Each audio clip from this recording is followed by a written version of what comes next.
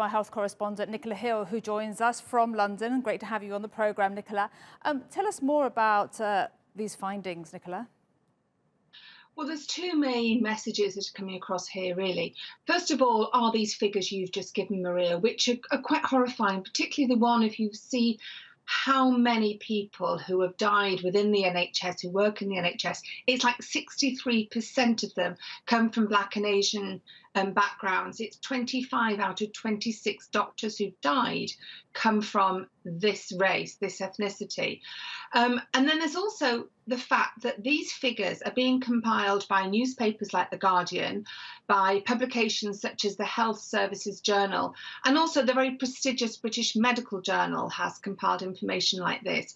What hasn't happened until now is, not only in the UK but in other countries, data being collected on the impact COVID-19 is having on Black and minority ethnic communities. I was speaking this morning to Dr. Zahid Chauhan, who says this is atrocious. He's a primary care physician and a health and social care campaigner. And he says more needs to be done to collect this data to see why it is that people from minority ethnicities are being so badly affected by COVID-19. And we saw a similar situation in the US. Do we know why this is also happening in the UK?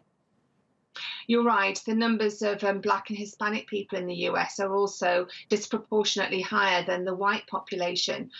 So there's a number of issues that come into place here. And Dr. Chauhan was saying to me this morning, you do, of course, have people who are living in poorer areas.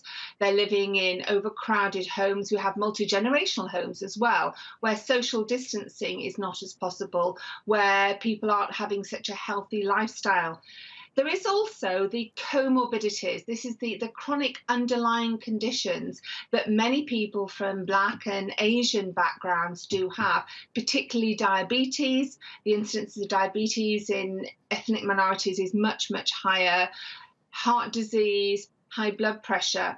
And then, of course, there's also the fact that people from these backgrounds have a genetic predisposition to these types of diseases. And we do know that people with COVID-19 who have underlying chronic conditions have a much, much poorer outcome.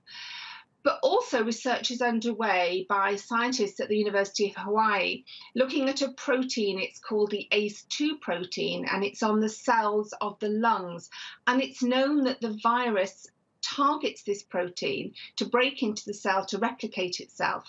And there is research looking into the fact that many people from a Black and an minority ethnic background have more of these proteins. So if that is the case, that might be another reason why they're more susceptible to COVID-19 and to having a much, much poorer outcome.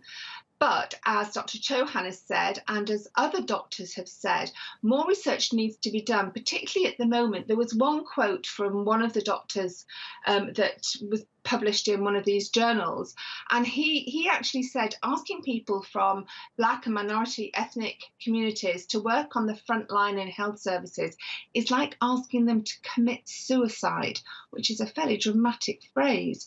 And certainly in the UK, it was announced just today that Somerset NHS Foundation Trust, which is the hospitals in Somerset, which is the south of England, they've now classed all their BME staff workers as a vulnerable group and has said they have priority access to face masks when they're dealing with COVID-19 patients, because they know that they're much more vulnerable to getting the disease and for it to have a poor outcome or killing them.